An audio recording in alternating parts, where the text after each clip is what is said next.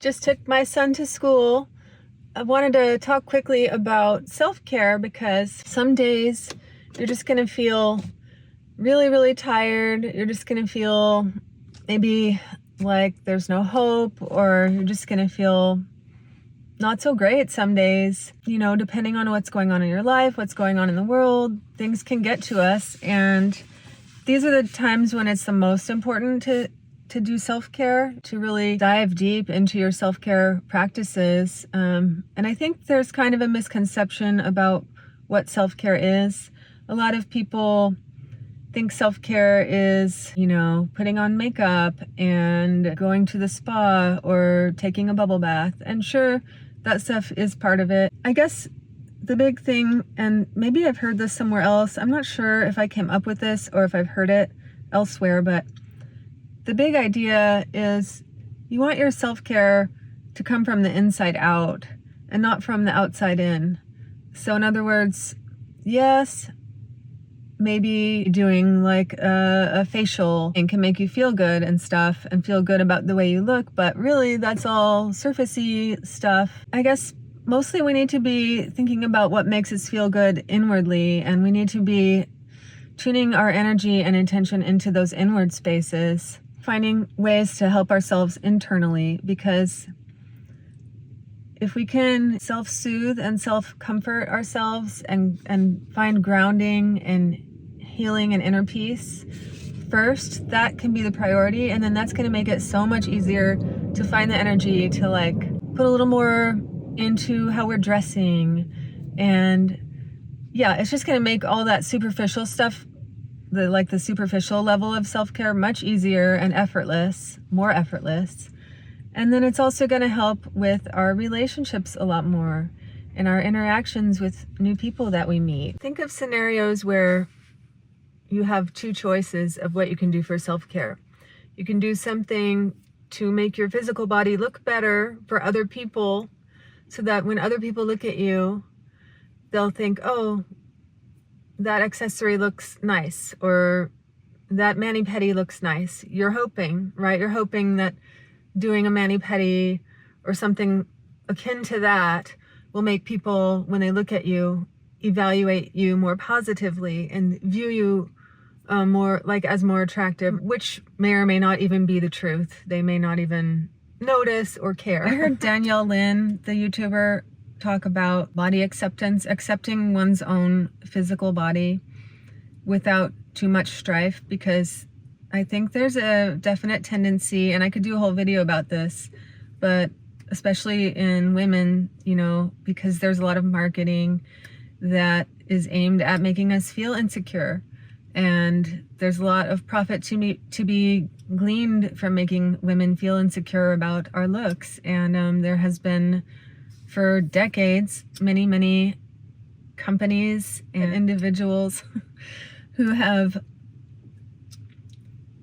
probably put their kids through college, probably bought themselves some nice yachts and second and third homes off making the collective women's energy feel bad about the way we look, and especially about aging. And if we aged in reverse, they'd be making us feel insecure about that. They'd be making us feel like having smooth skin and bright perky eyes and melanated hair is bad. And I notice now too that marketers, some companies are doing the same type of shit to men. So it's not just women.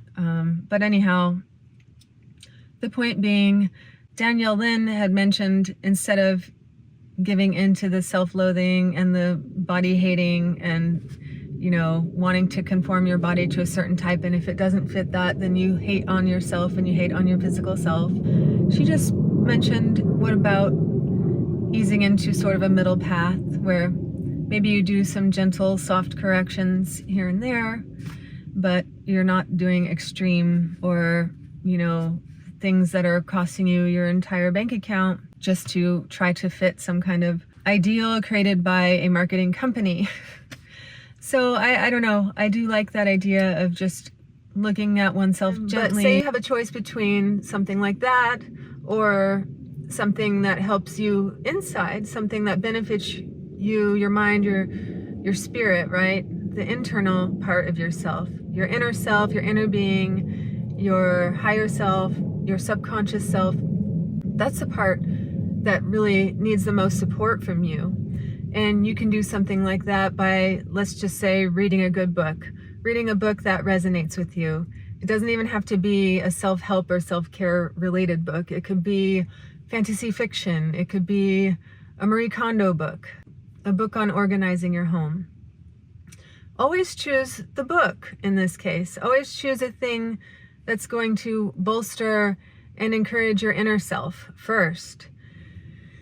And that can also be something that's free, or, you know, that you can get from something like a library. You don't have to spend on it. You don't have to spend your hard-earned money for self-care. I think that's another misconception about it, is that self-care has to be expensive, and it's the best things in life are free. You know, it doesn't have to be expensive. So here's another scenario. Let's say you're struggling in the workplace and you're having a hard time communicating with your coworkers, and you're thinking, if I buy a whole new wardrobe, all brand new clothes, it's gonna make them respect me more. I'm gonna be looking so sharp, and all this disrespect is gonna stop, and I'm gonna get promoted, and I'm just gonna do so much better in the workplace.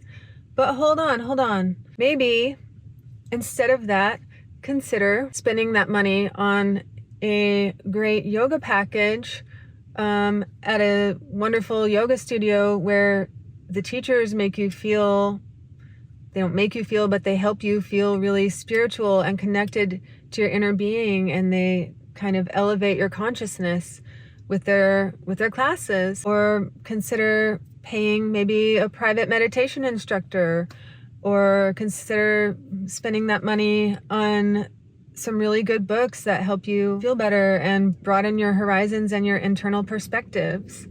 And then what might happen is, when your perspective shifts because you're doing this deeper work and you're putting your money and energy, if you have it in, and it can be free as well, it can be done without spending, but if you do have money that you want to spend on yourself, great.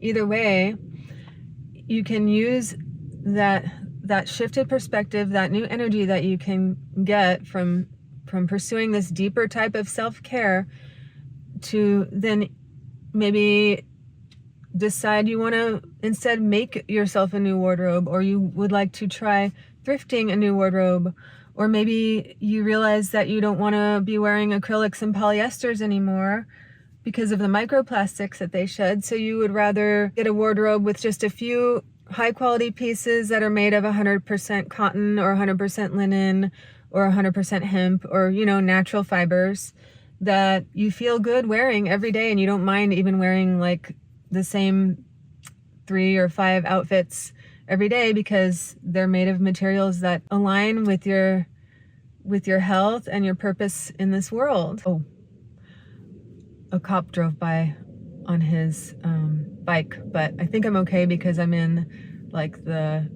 visitor parking. As long as you're sitting in your car, you're allowed to do this. There he goes. And maybe it depends on the type of environment that you're in too, because if you're in like a certain type of environment, maybe you have to dress really professionally and stuff, and I understand that, but just on a personal level, I would rather hang around with someone who maybe looks a little raggedy or a little rough around the edges, but they have something to say, or they're just really self-confident and they really know themselves. Let's say you're redoing a room in your house. The first thing you're gonna do, if you're rational and smart, is clean and organize, because you need everything to flow correctly, and that's gonna make the space feel 85% better, and you're gonna be so much happier in the space if things are clean and organized. The last thing you're gonna do is the jewelry and the decorations and the styling of the room. That's like a really fun finishing touch, but the important part and the foundational part is to establish where the furniture goes, establish the flow, and make sure things are clean and organized and functioning well. And that's the priority over the tchotchkes that you decide to put in, or what color of curtains you're gonna have. I mean, color is important too, and there's a whole psychology behind colors and textures and the way decorating works to help a room and a space feel good and feel like your aesthetic and all of that. aesthetics are important. I'm not saying they're not, but we're kind of like that too. And by the way, keeping your spaces, your interior spaces clean and organized is a good part of self-care. I think this guy in the car next to me is staring at me because he's like, who is she talking to? Hold on, I'm gonna see if it's still filming. Yeah, so just always choose the deeper forms of self-care first, because that is going to energize your entire being. That is going to uplift you and inspire you and shift your perspectives and make so many more possibilities open up to you. And even if you choose, say, the yoga and meditation package over a new wardrobe, you might still find that your relationships at work or wherever you're trying to improve relationships with people might simply improve because you've taken the initiative to help yourself in a deeper and fuller and more sustainable, long-lasting way. Because new clothes, they're gonna wear out, especially if you're buying the fast fashion stuff, that's gonna wear out. But the work that you put into your inner self, investing into your being and who you are on the inside, that type of self-care is going to pay off in spades. It's going to last for as long as you live and as long as you continue to keep working on yourself and continue to keep up with these practices, because it is somewhat like a muscle where if you don't use it, you'll lose it. So it's not like you do self-care once and you're done. It's something that needs to be kept up with and maintained. You come to enjoy that over time. You come to enjoy it because you realize that it gives you a good feeling. It makes you feel better. It makes you feel more resilient. It makes you more capable of tolerating whatever's going on in the world. It makes you more capable of helping others. It makes you more generous. It makes you realize that material things aren't as important as doing the inner work.